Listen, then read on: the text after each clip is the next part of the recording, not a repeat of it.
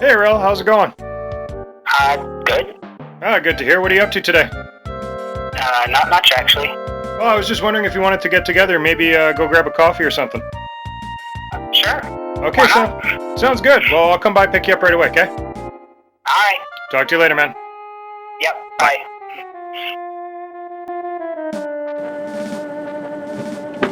What's up? Hey, Aurel, how's it going? Good. Good. All right, let's go grab ourselves a coffee. Our advertisements. Oh, really? Yeah, for Roll Up the Rim. Oh, yeah, that just started, Yep, eh? that started today. Yeah, I grabbed Can't a coffee. compete, sadly. I grabbed a coffee earlier today, and I didn't win anything. I'm not surprised. First disappointment of the year, right? For people on YouTube that don't know, he actually works at a local Canadian coffee Tim store. Hortons. Yeah. So is there any games that you're playing right now, or? Playing right now. Whether it be on console or computer, I know that you do a lot of computer stuff too. So. Well, I just had a Halo phase at one point. Oh, did you pick up that anniversary one? Or? Yeah, I bought the Combat Anniversary. I only played it for a bit, and I found out there was like a changed graphic thing. That thing's like 2 years old now because it came out with Reach.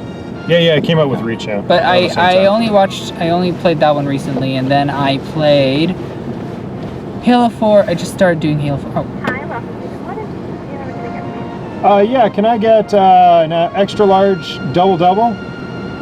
Okay.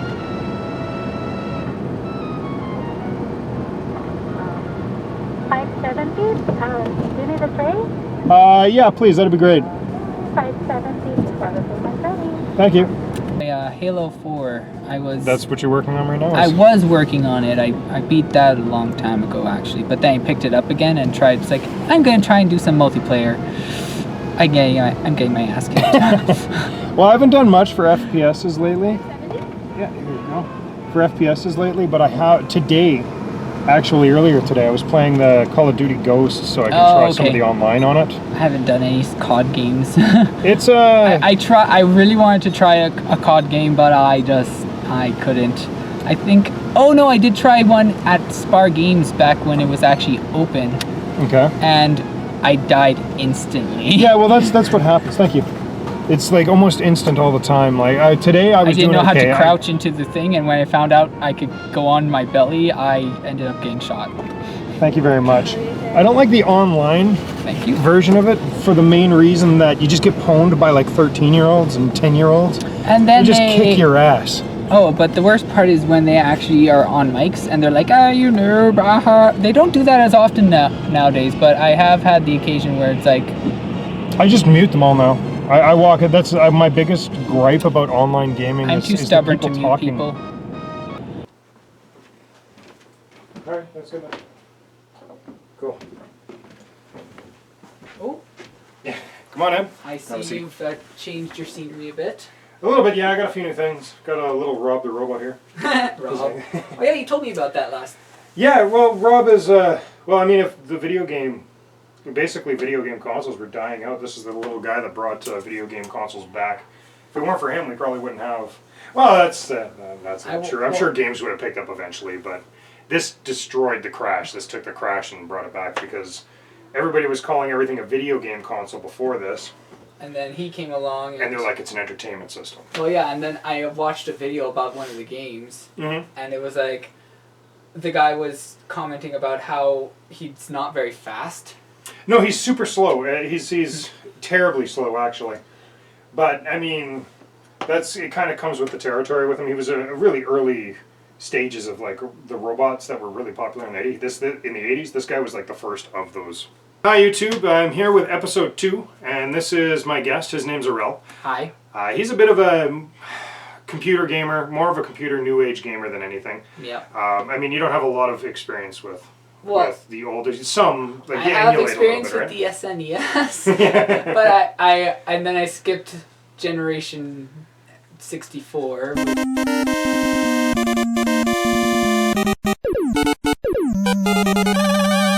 I think the only game I played on there with using the actual non-emulated game, because I didn't have.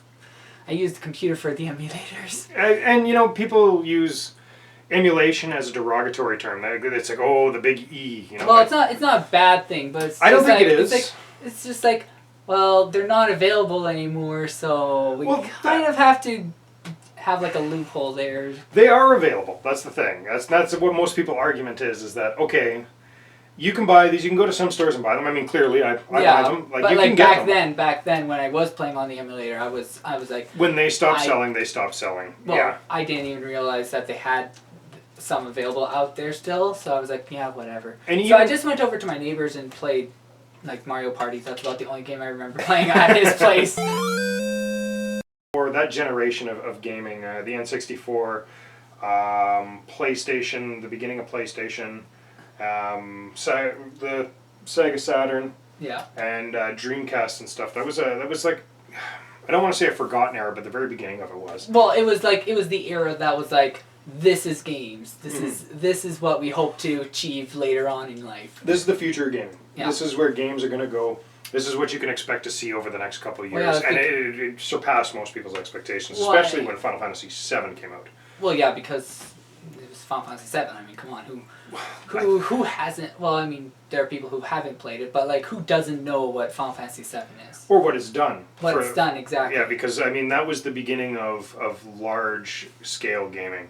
I think that don't quote me on this, and I'm sure you can comment below if you can think of anything before this, because there is some Super Nintendo games that that do have this, but I think that's the beginning of epic storytelling when it was about Final Fantasy VII. Yeah, another good storytelling. I think Secret of Mana had a good story. I did play. Well, Secret of Mana was a new.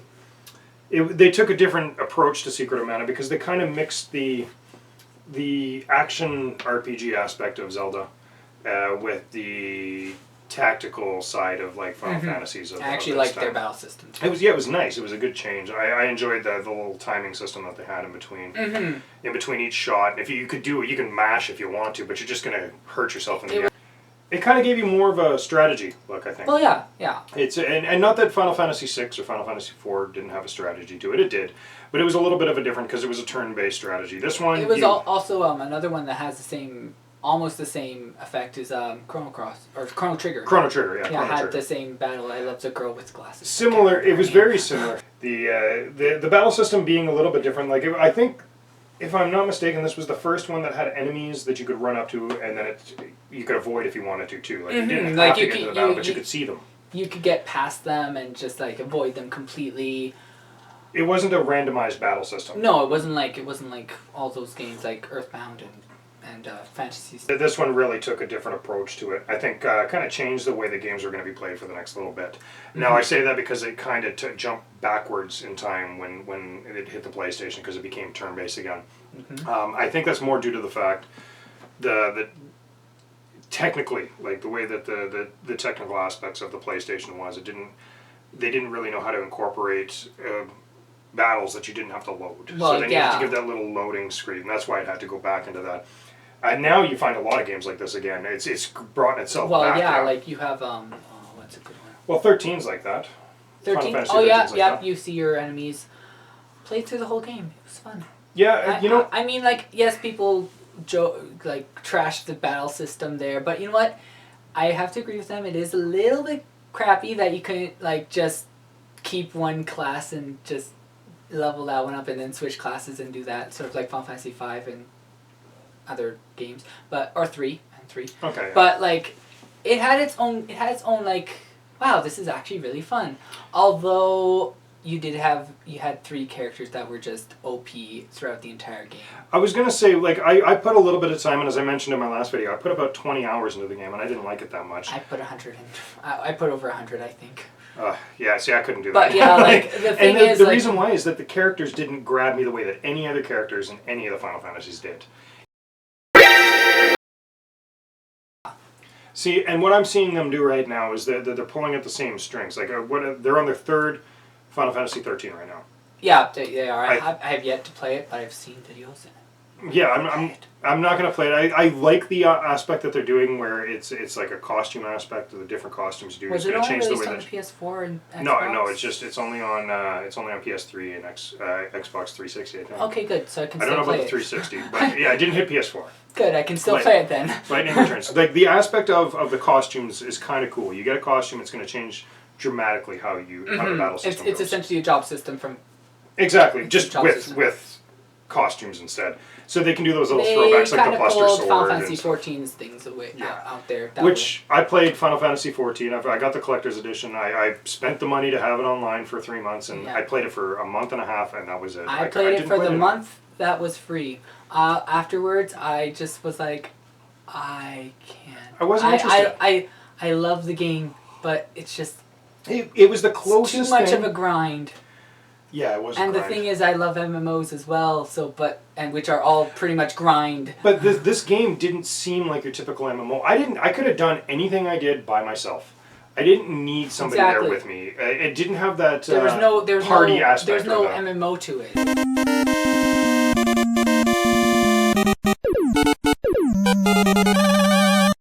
We both are proud owners. I say I'm a proud owner of a Wii U. Yep. Wii U hasn't really been kind to us. I don't think. No, it hasn't. The only game I've really played the only game I've played longer than 10 hours on is Monster Hunter. Monster Hunter is a good game. I've It spent was a 100. strong.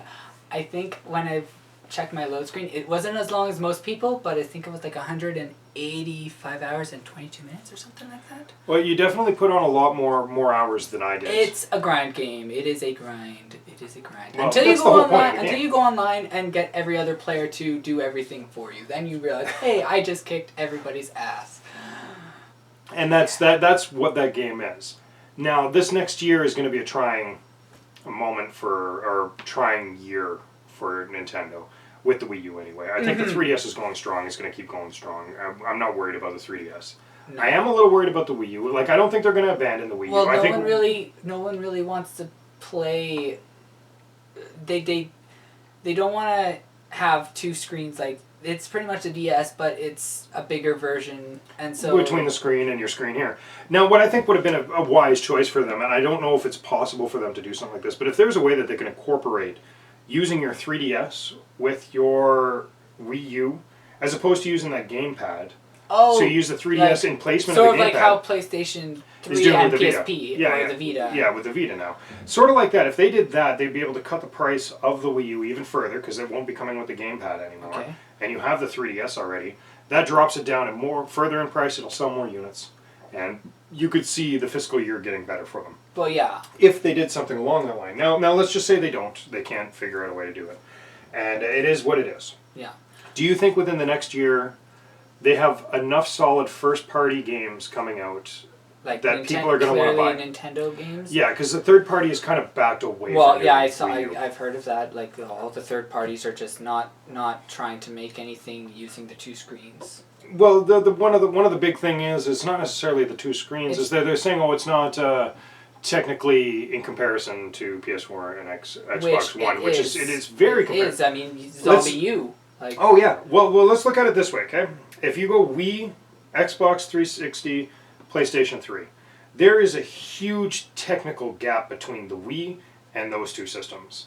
Huge technical gap. Like Yeah. unbelievable. They're night and day. They're not the same thing. This is a very primitive style of gaming and graphical choices that they made to almost realistic. Well, the now thing let's is- jump next generation to PS4, Xbox One, and Wii U. It's minute or very minute the amount of Well, there's only so difference. much you can do now well yeah and without the whole curve where it looks starting to look ridiculously human. yeah, exactly. And the thing is that the Wii U's on that platform now. It's within the stages that it shouldn't be too difficult for them to release a Grand Theft Auto 5 on the Wii U, but they're not. Because they're sticking to cartoony anime graphics. Like I've noticed almost every single one of their games are Rayman Legends more or cell shaded. Well, cell shaded not, but like they're more cartoony. They're more playful because it's for the kids. But let's say these games are coming out. We got the new Smash Bros. We got the Mario Kart 8. We have Mario Kart 8, Smash Bros. The new Donkey Kong, a new Zelda announced at least, and then the new Hyrule. Oh yeah, the whatever it's called. Hyrule, the Dynasty Warriors spin-off. Yeah. Okay, so these games are all released, and we have at least a Zelda on the horizon. People are seeing it coming. Are Wii U's going to sell? Are they going to start jumping in sales enough that Nintendo feels that the system's at least a success? Because right now they don't think it is. That's a hard question to answer because I mean all those games on their own will sell probably quite a few. Just Smash Brothers on its own, I know for a fact, will probably be one of its bigger sellers because everyone, as far as I know, when the other Smash Brothers came out, it was ridiculously popular. It's always a hit, and like with the release of Mega Man to that series, like come on, it's Mega Man. So I guess we'll shift the question: is it right for Nintendo to keep banking on the well? They keep grabbing more water out of this well. Eventually, this well's going to dry up. Yeah, there's only so many games from their main characters that they can pull without it getting boring. Like I mean. They've sent Link to Dynasty Warriors. I mean, it's a cool concept and all, but like seriously. Why is it? They chose the right though. They did choose the right character for the Dynasty Warriors series because I mean. Well, it isn't a Dynasty Warrior. Well, I know, it's a style of Dynasty Warriors, but I'm just like, they chose the right character because Link is always up against a slew of enemies, and it becomes that. It feels right to fight as Link against a horde of 1,000 knights. Yeah, and the combinations and stuff. Like it's gonna be good. It's gonna have a lot of combos, and I get that, and I understand why they're doing that. Well, yeah, and I don't know if you put a lot of thought into it. For me, to be honest, I don't know why, but to be honest, this is my thought onto why they're doing it is they're not ready to release a new Zelda game, and people are literally asking, "Where's the new Zelda game?" Well, I mean, let's throw this to them for now. Now they have something. Now they have a new Zelda title. Whether it's not the Zelda series that we're used to in the RPG they also aspect. Released Well, they had the Wind Waker. They also had the Link Between Worlds for the DS, but like, that's not selling Wii U units. No, exactly. That's selling 3DS units. But like you said, that Wind Waker release did sell a few. I think it sold a lot. I think anybody that owned a Wii U. Mm-hmm. Went and bought that game for the most part. There are a few that didn't. I don't know if you picked it up or not. No, I didn't. No? I didn't. I didn't have the money at the moment. So people are clearly craving the new Zelda game. They want the new title in the series. I don't know if they'll survive long enough. Like they'll probably do good, but I don't know. I honestly can't think they'll get enough venue from the other games. Mm-hmm. Let's jump back to when they could compete with the new systems, GameCube.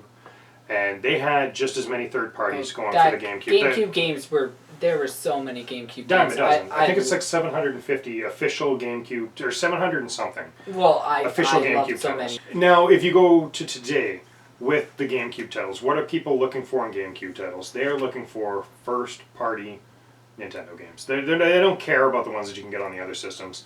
Most people want the first-party stuff, the Zeldas, the Marios, the Donkey Kongs, whatever it may be. All those games, that's what people are looking for on the GameCube right now. So I think that with them coming out with nothing but first party isn't going to affect the system so much.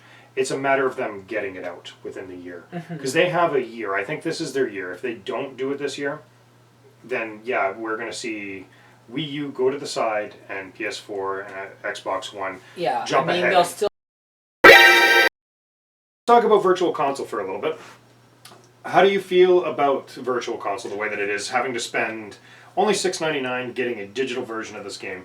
And this is coming from a newer perspective because, I mean, as an older person myself, I like the nostalgia of having the cartridge, having the game, having the box, having the manual. I like both. I like having the manual. I'm like you. I like having a box that I can read. But at the same time, I also hate it because I might break it.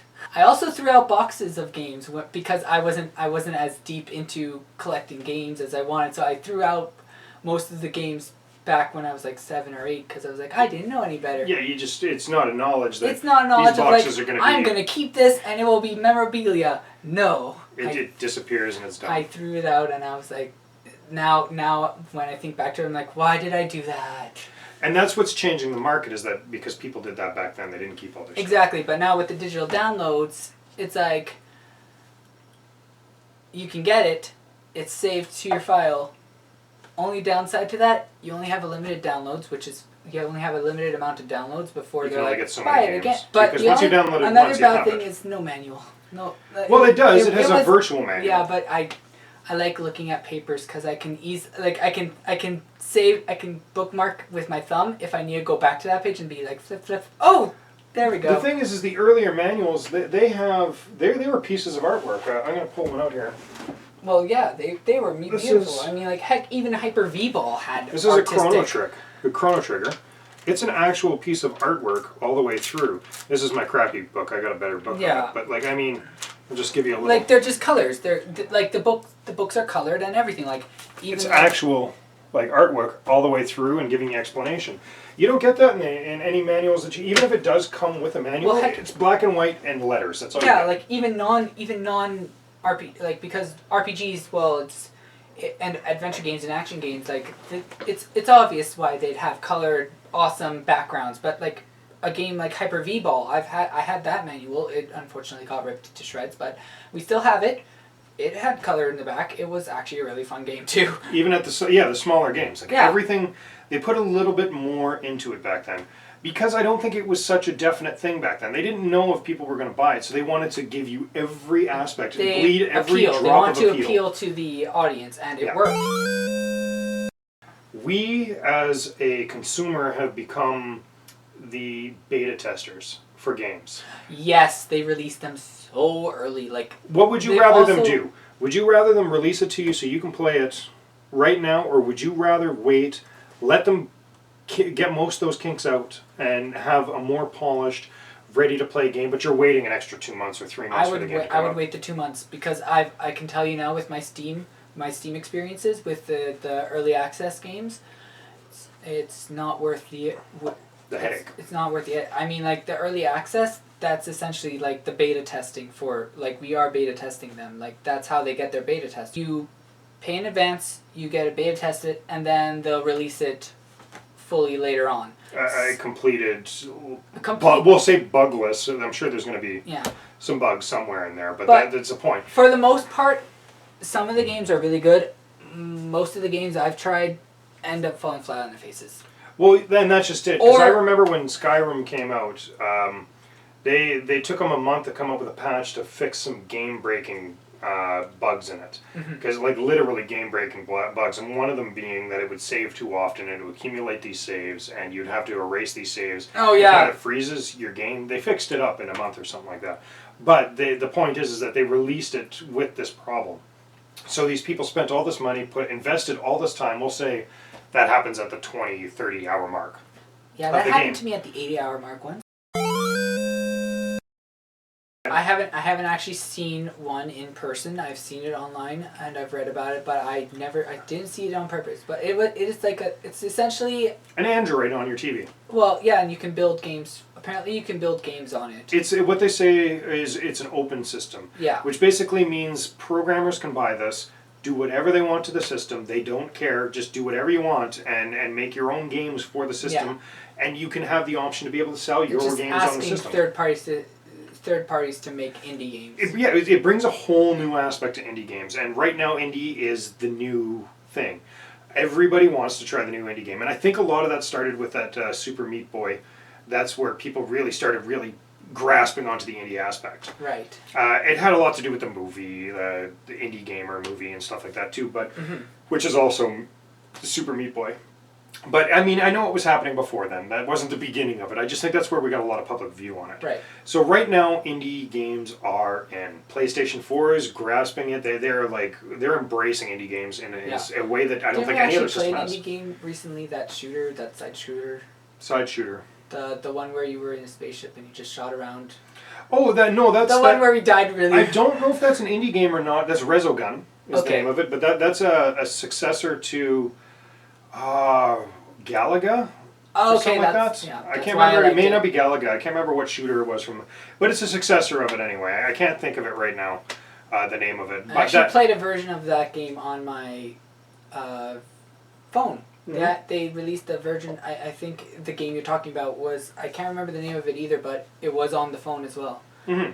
And no, not Stuck. Those games are starting to come back, the shooter games. Well, yeah, they're just going back to revamping basics. them. Yeah, making them like They're making they're basically look, sprinkling glitter all over them, make them look nicer, but they're the same concept yeah, it's game. like, you want to play this game again? Well, now you can in 3D. But the Ouya is allowing people to do this on a mass scale. It doesn't matter if you're a video game company. It doesn't matter if you're just some dude that knows what you're doing with programming.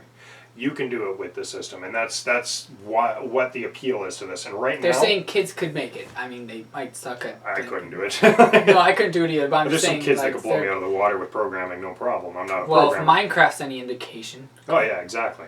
The whole point of that system is a free open based system. Right now, I don't think any of them have been released to my knowledge anyway. Consoles. Yes, Steam consoles. They're coming out with a whole bunch because there's no proper license Yeah. on the console aspect.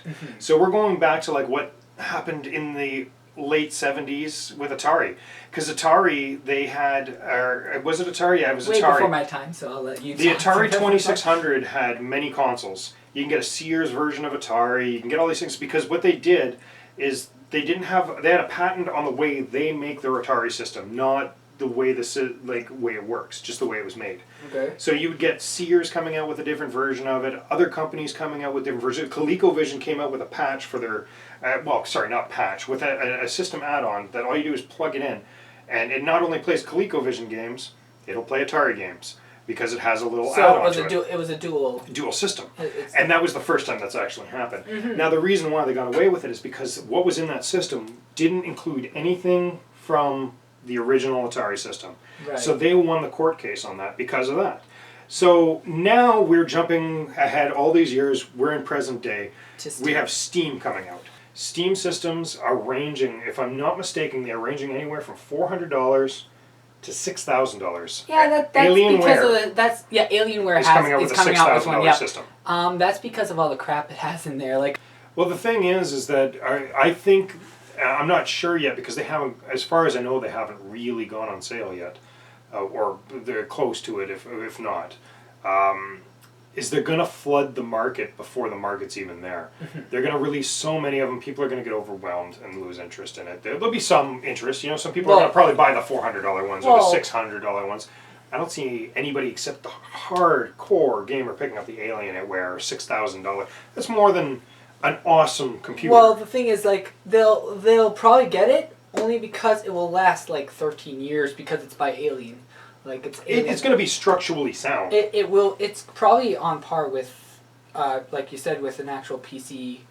From what I understand, that's what it's supposed to be. Is these are mini computers in systems that basically just run Steam. A console version of a PC for the TV and meant for Steam alone. Yeah, it's not meant to do no. OS systems. It's just meant to play. It's essentially Steam's own attempt at breaking to console gamers because there are putting it into the TV. Because that's the breaking point for most people. Is like I'm not a PC gamer because I don't like sitting in front of my PC. I like sitting in front of my TV. Or it's the control system. Oh, I like the analog sticks rather than the mouse and keyboard, which there's a war with that one. I know that. I don't know how big it is yet, but there's a war between controller gamers and mouse gamers. I'm a controller gamer. I'm a mouse gamer. And which is perfectly get out. Yeah.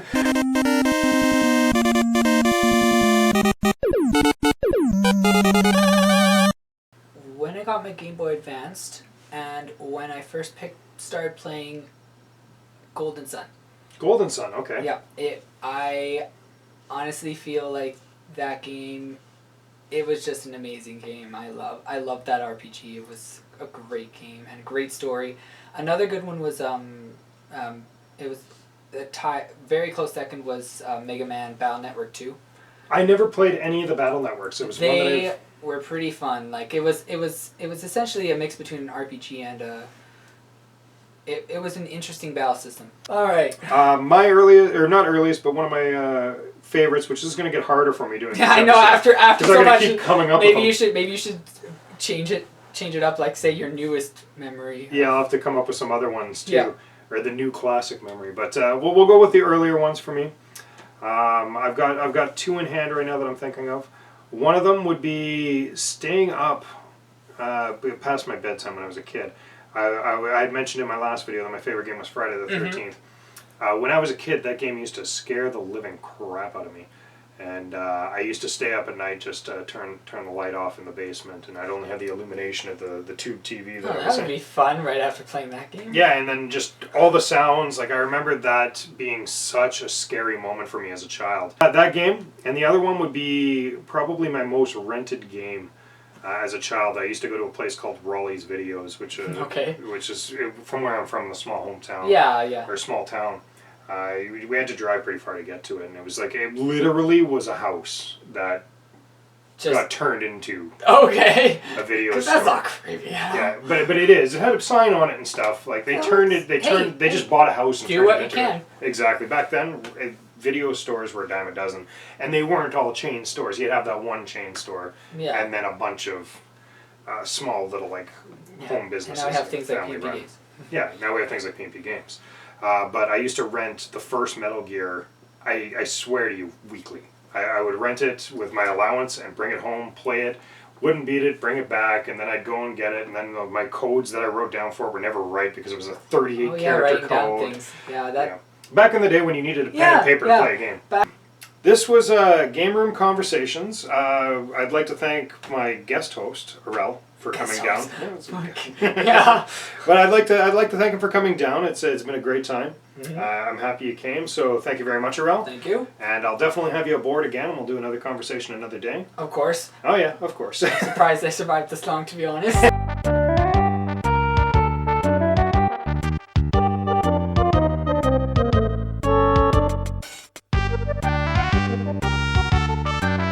Thank you.